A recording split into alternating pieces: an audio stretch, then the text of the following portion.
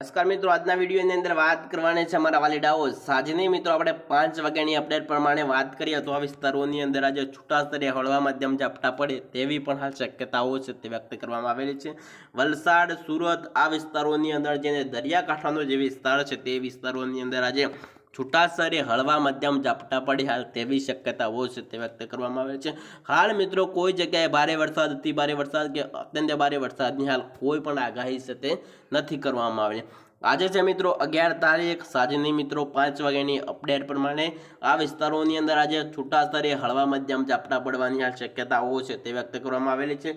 ત્યાર પછી તમે જોશો તો જે જામનગરના વિસ્તારો છે, કોહાના વિસ્તારો છે, ત્યાર પછી મિત્રો જે ગાંધીધામ છે, મહેસાણા, અહેમદાબાદના જે વિસ્તારો છે તે વિસ્તારોની અંદર આજે છૂટાછવાયા વાતાવરણ જે તમને પલટો જોવા મળશે। કોઈ જગ્યાએ ભારે ઝાપટું, અતિ ભારે વરસાદ આપણને જોવા નથી મળવાનો। ગુજરાતમાં વરસાદ તો પડવાનો છે, ક્યારથી પડવાનો છે વાત કરીએ તો મિત્રો ગુજરાતમાં 15 તારીખથી લઈ વાતાવરણની અંદર તમને પલટો જોવા મળશે અને 20 તારીખ સુધી ગુજરાતના સમગ્ર વિસ્તારોની અંદર અત્યંત ભારે વરસાદ, અતિ ભારે વરસાદ છે તે પડવાનો છે। આજે મિત્રો 11 તારીખથી લઈ 15 તારીખ સુધી તમને કોઈ વરસાદી સિસ્ટમ છે તે જોવા નથી મળવાની। ઓગસ્ટના છેલ્લા અઠવાડિયાની અંદર હવે વરસાદ મચાવવાનો છે ધૂમ।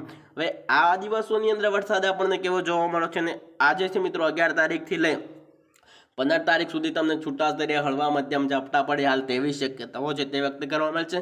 કાલે પણ મિત્રો ઘણા વિસ્તારોની અંદર ઝાપટા તો પડ્યા હતા। ગુજરાતમાં વરસાદ એકદમ બંધ નથી થઈ ગયો। ગુજરાતની અંદર વરસાદ તો ચાલુ જ છે, કારણ કે મિત્રો જે દરિયાકાંઠાના વિસ્તારો છે, સુરત, વલસાડ આવા વિસ્તારોની અંદર વરસાદ તો છે તે પડી રહ્યો છે, કારણ કે મિત્રો મધ્યમ વરસાદ પડી રહ્યો છે। અતિ ભારે વરસાદ, અત્યંત ભારે વરસાદ હાલ છે તે નથી પડવાનો। ગુજરાતમાં 15 તારીખથી લઈ 20 તારીખ સુધી વરસાદ મચાવશે ધૂમ। આજના દિવસની અંદર વાત કરીએ તો આજે પણ મિત્રો છૂટાછવાયા હળવા મધ્યમ ઝાપટા છે તે પડવાના છે। તમને 5 વાગ્યાની અપડેટ પ્રમાણે વાત કરી તો હવે મિત્રો આપણે 9 વાગ્યાની અપડેટ પ્રમાણે વાત કરીએ તો આપણે 9 વાગ્યા વરસાદ કેવો જોવા મળવાનો છે। આજે છે મિત્રો 11 તારીખ, રાતના 9 વાગ્યાની અપડેટ પ્રમાણે દરિયાકાંઠાનો વિસ્તાર, સુરતથી લઈ વલસાડ સુધી આજે મિત્રો છૂટાછવાયા હળવા મધ્યમ ઝાપટા પડવાના છે, કારણ કે મિત્રો જે ગાંધીધામનો વિસ્તાર છે, જે જામનગર છે, મહેસાણા, અહેમદાબાદના વિસ્તારો છે, સાબરકાંઠા, અરવલ્લી, મહેસાણાની અંદર છૂટાછવાયા મધ્યમ એકાદું ઝાપટું તમને જોવા મળે તેવી હાલ શક્યતાઓ છે તે વ્યક્ત કરવામાં આવેલી છે। કોઈ જગ્યાએ મિત્રો